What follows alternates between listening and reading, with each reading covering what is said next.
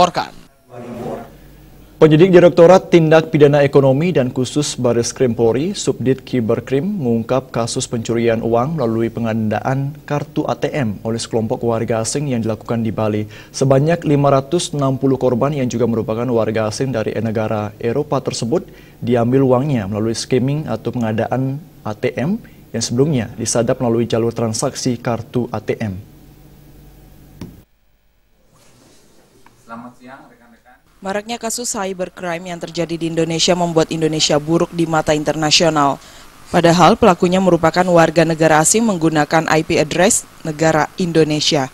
Untuk itu, Subdirektorat Cybercrime Tindak Pidana Ekonomi dan Khusus Polri melakukan klarifikasi dan bekerja sama dengan kepolisian dan Kejaksaan Uni Eropa untuk membongkar sindikat pencurian melalui skimming atau penggandaan ATM.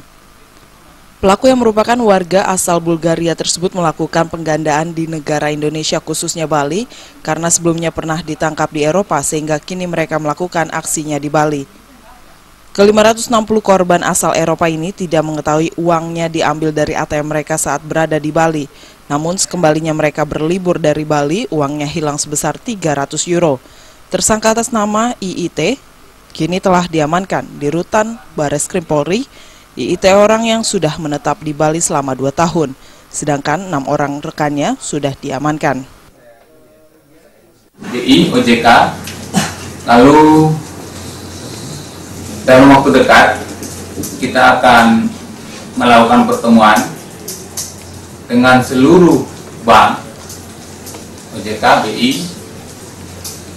Kita akan mengekspos beberapa kasus-kasus baru. Kita lihat di situ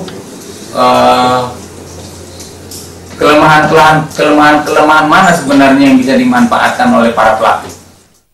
Dalam penggeledahan yang dilakukan di Bali tersebut, penyidik menemukan barang bukti berupa ribuan kartu ATM palsu yang berisi data magnetik, komputer, magnetic card writer, berbagai jenis uang asing yang setara dengan nilai 500 juta rupiah, pin cover palsu, hidden kamera, dan memori internal untuk mengetahui PIN korban. Dari Jakarta, Henry